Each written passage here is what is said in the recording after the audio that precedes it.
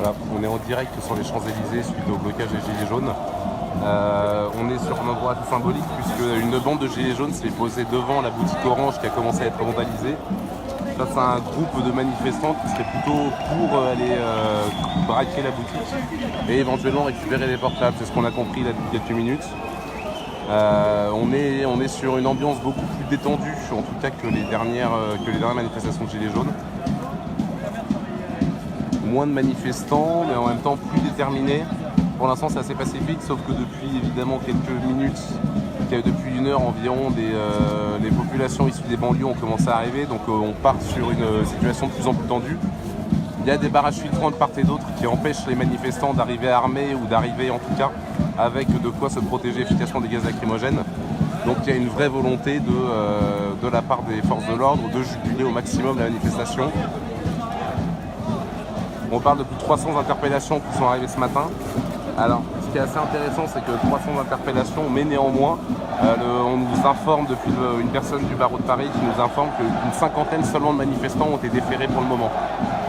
Donc une cinquantaine de manifestants déférés, enfin en tout cas une cinquantaine de manifestants à la connaissance du barreau a été interpellé. Donc on est très loin des 350 dites par les forces de l'ordre, ce qui laisse une seule option, soit les 300 manifestants ont disparu, soit ils sont encore en attente qu'on leur signifie leur garde à vue, soit finalement les chiffres ont été gonflés.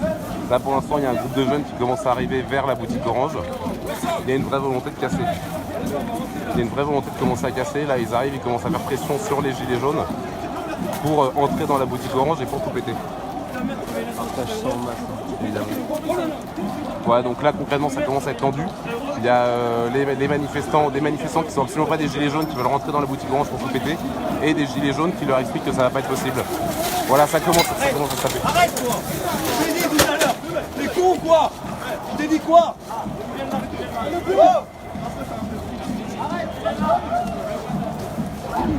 Oh, je t'attends! C'est qui là? Voilà, donc là il y a des manifestants, il y a des casseurs qui ont essayé d'entrer dans la boutique Orange et la boutique protégée par les manifestants. Voilà, on est sur une situation qui commence à se tendre de plus en plus. Il y a des coups qui ont été échangés. Donc là on est sur une situation très tendue. Les casseurs veulent rentrer dans la boutique et les gilets jaunes les empêchent de passer.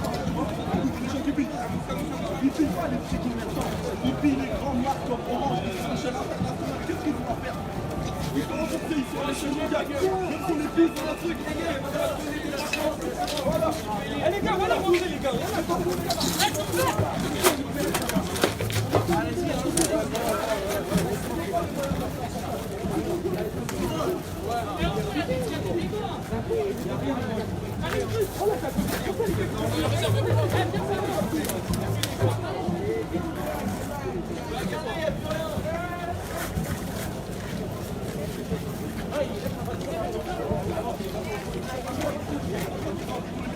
Voilà, donc là il y a toujours des manifestants qui essayent de protéger la boutique, qui ont dû s'écarter face à la masse. Mais il y a un nombre de jeunes visiblement issus des banlieues, en fait, qui sont là visiblement pour s'en prendre à la boutique Orange. C'est assez révélateur en fait de la manifestation des Gilets jaunes depuis le début, c'est des gens pacifiques.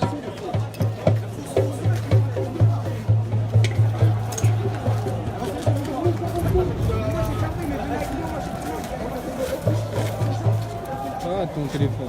Quoi? Cramer les gens, toi! On est en train de cramer les gens, on voit pas les gueules. Les mecs ils sont encapuchonnés.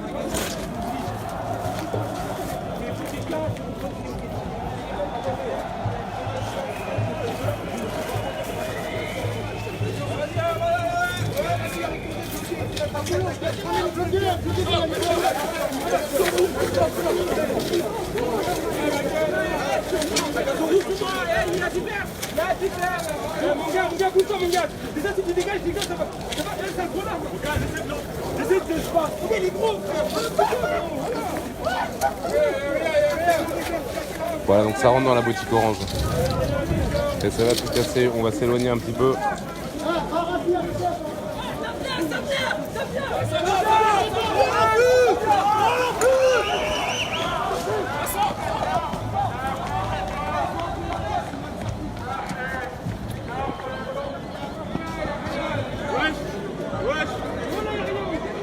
c'est quelqu'un qui crie, ça vient, ouais!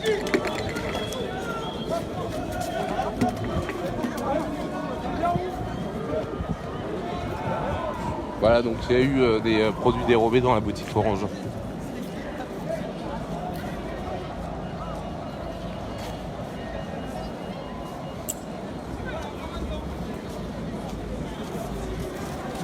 On va stopper direct quelques instants pour trouver une zone plus propice aux commentaires et à l'image. En tout cas, vous avez pu voir ce qui se passe au niveau des manifs de Gilets jaunes. Une minorité qui essaye d'éviter que la boutique Orange et qu'il y ait des dommages matériels envers des boutiques qui n'ont rien fait. Et des manifestants qui n'ont rien à voir, enfin des jeunes qui n'ont rien à voir avec les manifestants, en fait, qui sont là visiblement pour tout péter. Et pour piller et pour éventuellement se faire du pognon. Voilà, ça commence à rentrer là tranquillement. Voilà, c'est scandaleux. Ça va aller braquer la boutique Orange.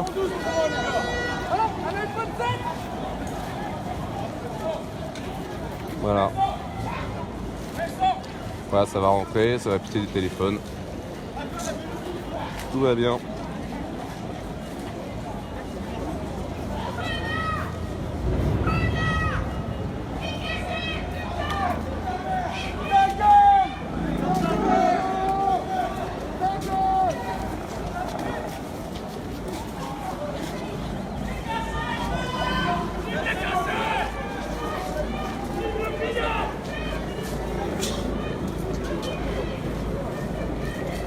Voilà, là il y a une dame qui est en train d'essayer d'arrêter les casseurs.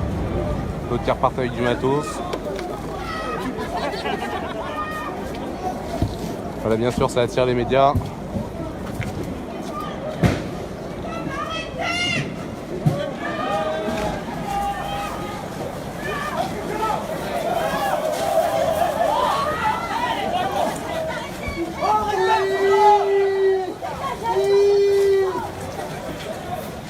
Arrêtez, putain! Hey! Lâche pas! Assume tes conneries! Allez, on les clique!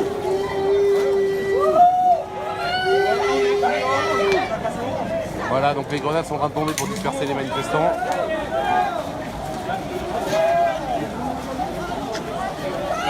Voilà, donc il y a du lacrymo. On va reculer un peu.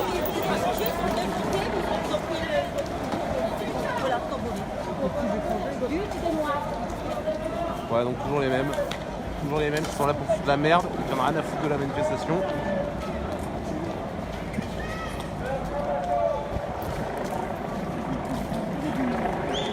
Voilà, bon, on va stopper le direct pour le moment, on le reprendra plus tard. En tout cas, vous avez bien vu en fait, voilà ce qui est en train de se passer sur les Champs-Élysées. Des gilets jaunes pacifistes face à des casseurs issus des banlieues bien évidemment. Et on laisse les autres, on laissera ceux qui ont le droit de le juger. Nous, on n'emploiera pas de termes qui mettront à mal qui nous mettront à mal vis-à-vis de la justice, puisque des choses ne peuvent plus être dites en France, visiblement. Merci d'avoir suivi.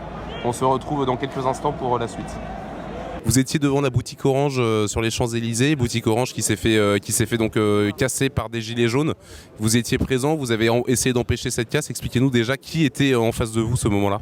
Alors c'est pas compliqué en fait, on a vu des mecs qui pillaient, qui étaient en train de péter la vitrine et puis de rentrer dans le magasin.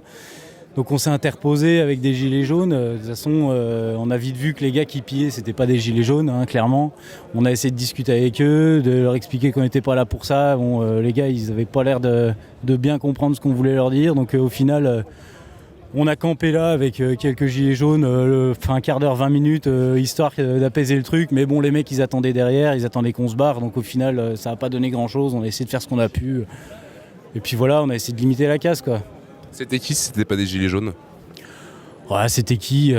C'était des jeunes qui viennent là, qui viennent en fin de journée, qui mettent un gilet jaune vite fait comme ça, et puis qui en profitent voilà, pour tout péter par-dessus les gilets jaunes, quoi. Et concrètement, vous c'est certainement pas votre première manif de gilets jaunes. Déjà, pourquoi vous êtes là ? Qu'est-ce que vous faites ? Et pourquoi vous êtes là ?